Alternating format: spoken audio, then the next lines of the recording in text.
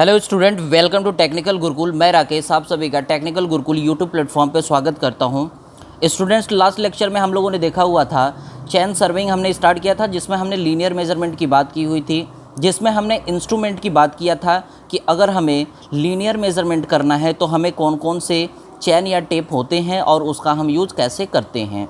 इन सारी चीज़ों के बारे में हमने बात किया था। अब इस लेक्चर में हम बात करने वाले हैं कि अगर हमें लीनियर मेजरमेंट लेना है, ध्यान देंगे यहाँ पे बहुत सारे स्टूडेंट कन्फ्यूज़न में हो जाते हैं, वो एंगुलर की बात करने लगते हैं। हमने ये कहा कि जैसे चैन है या फिर टेप है, ध्यान देंगे, चैन है या फिर हमारे पास टेप है, उससे हम एंगल मेज़रमेंट नहीं करते, उससे हम लीनियर मेज़रमेंट यानी हम दूरी को मेज़रमेंट करते हैं। लेट अस सपोज़ अगर हम एग्जांपल की बात करें, ये ए पॉइंट है, ए स्टेशन है और हमें क्या करना है, इस बी के बीच की दूरी अगर फाइंड आउट करनी है तो जो भी मेज़रमेंट आएगा वो हम कहेंगे कि ये लीनियर मेज़रमेंट है या दूरी है। इसको हम मीटर में, सेंटीमीटर में, किलोमीटर में, किसी भी यूनिट में ये हो सकता है, ठीक है। लेकिन अगर हम इसी को क्या बोले कि अगर आपको एंगल भी मेज़रमेंट करना है, तब हम यहाँ पे लीनियर मेज़रमेंट में हम एंगल को मेज़रमेंट नहीं कर पाएंगे। इस बात का ध्यान रखेंगे। तो अब हम यहाँ पे बात करने वाले हैं कि अब आपके माइंड में ये क्वेश्चंस उठने चाहिए कि सर आप बोल रहे हैं कि लीनियर मेज़रमेंट में सिर्फ दूरी को फाइंड आउट करते हैं। तो लेट अस सपोज़ कि हमें पहाड़ पे जाना है और पहाड़ पे दूरी को फाइंड आउट करना है और मीटर और टेप लेके हम गए हुए हैं। तो अब बताइए कि वहाँ पे कैसे करेंगे। वहाँ पे तो एक रेंजिंग रॉड, दूसरा रेंजिंग रॉड तो दिखेगा ही नहीं। जब हम मेज़रमेंट करते हैं तो हमें जितने भी रेंजिंग रॉड हैं वो तो दिखने चाहिए, लेकिन पहाड़ पे तो दिखेगा नहीं। हम कह रहे हैं कि पहाड़ के एक साइड हम है, दूसरे साइड दूसरा रेंजिंग रॉड है और उसकी दूरी को हमें मेज़रमेंट करना है। तो हम कैसे करेंगे, इसके बारे में ये भी इम्पॉर्टेंट है, एग्ज़ाम में प्रीवियस ईयर में ये पूछा हुआ है। तो हम बात करेंगे यहाँ पे, एक होता है डायरेक्ट रेंजिंग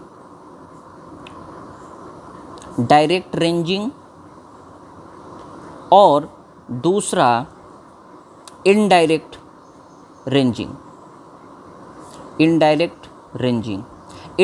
रेंजिंग को ही हम क्या बोलते हैं, इसी को बोलते हैं रेसिप्रोकल रेंजिंग। ये वेरी वेरी इंपॉर्टेंट है। इस पर्टिकुलर यूनिट की अगर बात करें तो यहाँ से क्वेश्चंस बनने की प्रोबेबिलिटी बहुत ज़्यादा है। यहाँ से अगर क्वेश्चंस बनेगा तो इनडायरेक्ट का बनेगा, ध्यान देंगे, क्योंकि डायरेक्ट में कुछ नहीं है, डायरेक्ट बहुत ईजी है। तो यहाँ से अगर क्वेश्चन बनेगा 5 मार्क्स का तो इनडायरेक्ट से बनेगा। समझते हैं, पहले हम डायरेक्ट को समझेंगे फिर इनडायरेक्ट को समझेंगे।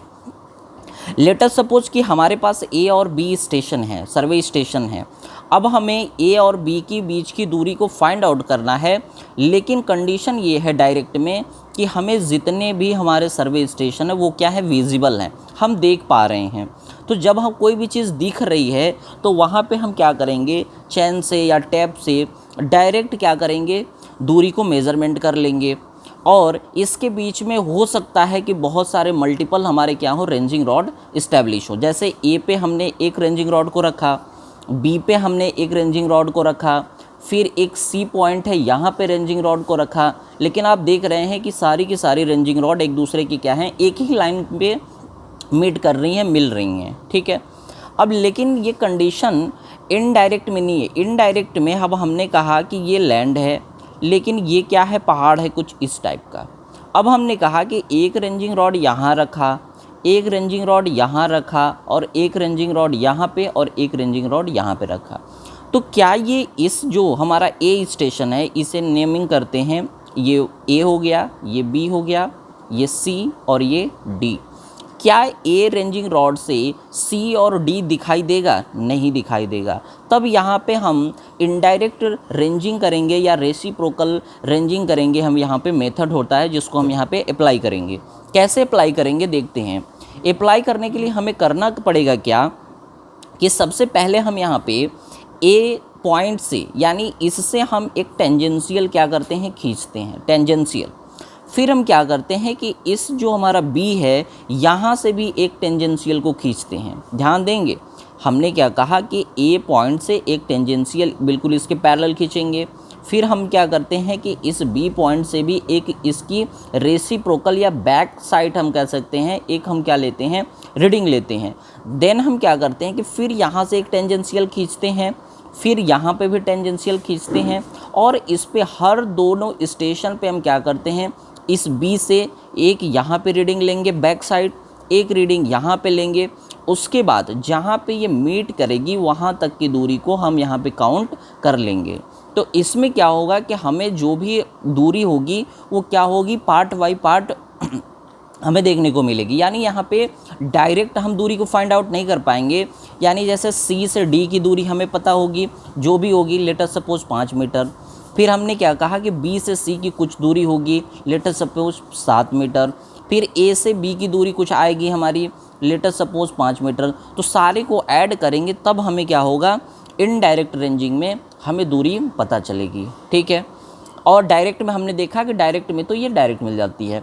अब इसके अलावा अगर हम बात करें, यहाँ से एक इम्पॉर्टेंट क्वेश्चन जो आपके, मैं कल मैराथन में भी बोला था और इसमें भी बोलूँगा कि जो एक न्यूमेरिकल है वो डेफिनेटली आपके एग्ज़ाम में आने वाला है, जो बहुत इंपॉर्टेंट है। किस टाइप का न्यूमेरिकल आएगा इसके बारे में थोड़ा सा हम बात करेंगे, क्योंकि बहुत ज़्यादा इंपॉर्टेंट हो जाता है। ये चैन सर्वेइंग से रिलेटेड ही हमारा चैन सर्वेइंग न्यूमेरिकल।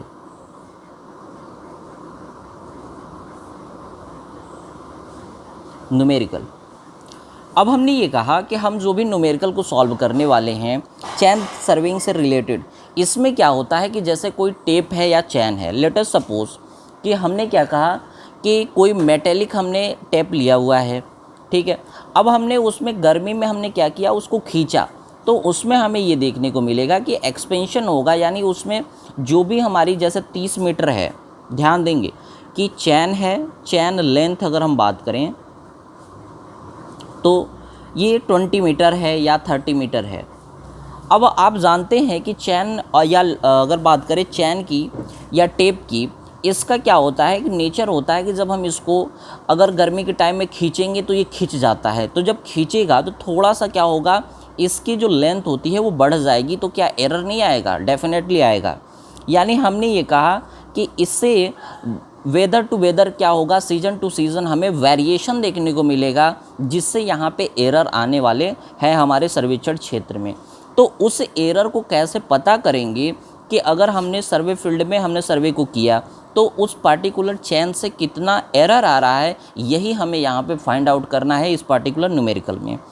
एक एग्जाम्पल के थ्रू एक न्यूमेरिकल मैं लेता हूँ जो BT UP में आया हुआ है प्रीवियस ईयर में। उसमें बोला कि A और B, ध्यान से समझेंगे, A स्टेशन और B स्टेशन के बीच की दूरी हमें पता था, लेट अस सपोज 1200 मीटर। ध्यान देंगे, इसी तरह का न्यूमेरिकल आएगा। एक कॉन्सेप्ट अगर क्लियर है तो ऑल न्यूमेरिकल क्लियर हो जाएगा, सब सॉल्यूशन हो जाएगा। बस एक ही को समझना है अच्छे से। न्यूमेरिकल जब पूछेगा तो बोलेगा कि 2 स्टेशन यानी 2 सर्वे स्टेशन के बीच की दूरी 1200 मीटर है, और जब इसको 20 मीटर, 10 मीटर, 5 मीटर, 30 मीटर कुछ भी टेप से मेज़रमेंट किया जाता है तो दूरी क्या होती है, जब इसी दूरी को 20 मीटर चैन से क्या किया जाता है, नापा जाता है, तो ये दूरी क्या होती है, 1200 न होके ये 1205 मीटर हो जाती है। ध्यान देंगे, हमने क्या कहा कि A और B की बीच की दूरी क्या है, 1205 मीटर है। 20 मीटर की दूरी, 20 मीटर की चैन से जब हम बाद में इसी दूरी को मेज़रमेंट किए तो पता चला कि ये 1200 से 1205 आ गया।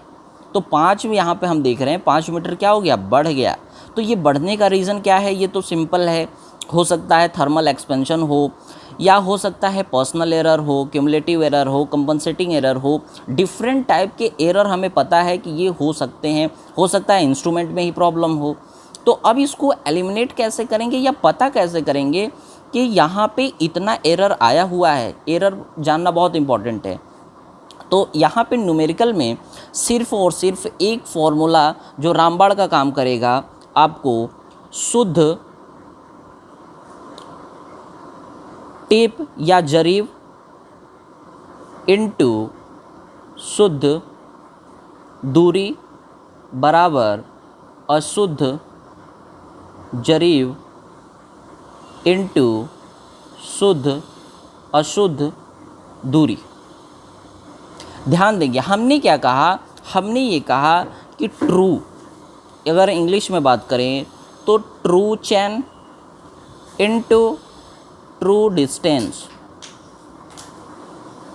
इज इक्वल टू, अशुद्ध का मतलब यहाँ पे क्या है कि हमारा जो रॉन्ग होगा चैन वो और रॉन्ग डिस्टेंस, यही फॉर्मूला को हम यूज़ करेंगे और इसी से हमारी जो दूरी है वो आ जाएगी। अब इसको दिखाते कैसे हैं, जो ट्रू होगा उसको कैपिटल L से दिखाते हैं, इनटू ट्रू डिस्टेंस को हम कैपिटल D से डिनोट करते हैं, बराबर रॉन्ग यानी जो गलत है, अशुद्ध दूरी है, उसको हम कैपिटल L1 से डिनोट करेंगे और जो डिस्टेंस होगी उसको हम कैपिटल D1 से डिनोट करते हैं। इस फार्मूला से एक न्यूमेरिकल 5 या 10 मार्क्स का आपके एग्ज़ाम में डेफिनेटली 100% ये आपके एग्ज़ाम में आएगा। पिछले 10 साल में आप उठा के देखेंगे, जब एग्ज़ाम आप एनालिसिस करेंगे प्रीवियस ईयर को, ऐसा कोई सिंगल ईयर नहीं है जिसमें ये क्वेश्चन न आया हो, ऐसा कोई सिंगल ईयर नहीं है जिसमें ये न्यूमेरिकल ना आया हो। और बच्चे कंफ्यूज हो जाते हैं कि इसमें जो ट्रू चैन की लेंथ है और ये जो रॉन्ग है, इसी में कंफ्यूज होकर गलत करके आ जाते हैं। ध्यान देंगे, इसको पहचानने का तरीका यही है कि जिसमें L1 और D1 है वो अशुद्ध है यानी वो गलत है, और जो L इंटू D है वो क्या है, सही है। अब यहाँ पे हमें फाइंड आउट करना क्या है, यहाँ पे फाइंड आउट ये करना है कि बताओ जो चैन में ही तो प्रॉब्लम आ रही है, हमने जब 20 मीटर से किया तो 1205 यानी हमारे चैन में ही प्रॉब्लम देखने को मिल रही है, तो हमें यहाँ पे रॉन्ग चैन लेंथ को फाइंड आउट करना है, इस बात का ध्यान रखेंगे। यानी हमें L1 फाइंड आउट करना है, तो इसके लिए हम क्या करेंगे, इसके लिए यहाँ पे हमें क्या करना पड़ेगा, L1 यानी शुद्ध दूरी कितनी है 1200 मीटर, इनटू डिस्टेंस कितना है, इसकी दूरी हमने ले लिया 20 मीटर हमारी लेंथ है, D1 अशुद्ध दूरी कितनी है 1205 है, तो क्या L1 यहाँ से नहीं फाइंड आउट हो जाएगा। 4 डाटा है, 4 चीज़ें हैं जिसमें 3 चीज़ें तो हमें पता है, तो हमें यहाँ पे फाइंड आउट क्या करना है, L1 फाइंड आउट करना है। तो इसको L1 को क्या करेंगे, इसके अपॉन में लगा के L1 को हम फाइंड आउट कर लेंगे और वही दूरी क्या होगी, हमारी अशुद्ध दूरी होगी। और अगर एरर को एलिमिनेट अगर फाइंड आउट करना है, ध्यान देंगे L1 की कुछ ना कुछ तो वैल्यू आएगी, तो हम क्या करेंगे, इस L1 से माइनस कर देंगे L को, तो हमें एरर पता चल जाएगा। तो हमें क्या पता चलेगा, एरर फाइंड आउट हो जाएगा। ठीक है, तो इस चीज़ का ध्यान रखेंगे कि अगर हमें एरर फाइंड आउट करना है तो हमें L1 माइनस L कर देंगे, L1 की वैल्यू ज़्यादा आएगी, ध्यान देंगे L से, तो यहाँ से हम क्या कर सकते हैं, फाइंड आउट कर सकते हैं। इसी बेसिस पे आपको न्यूमेरिकल देखने को मिलेगा और 100% मैंने बताया है कि आपको यहाँ पे न्यूमेरिकल इसी कॉन्सेप्ट क्लियर होना चाहिए। न्यूमेरिकल कुछ भी बने, कॉन्सेप्ट यही होगा, इस बात का ध्यान रखेंगे। और इसके अलावा लास्ट में आपको मैं एक इन्फॉर्मेशन दे दूं, आप लोग डेफिनेटली जान भी चुके होंगे कि आपका जो एग्ज़ाम डेट है वो कल आ गया है।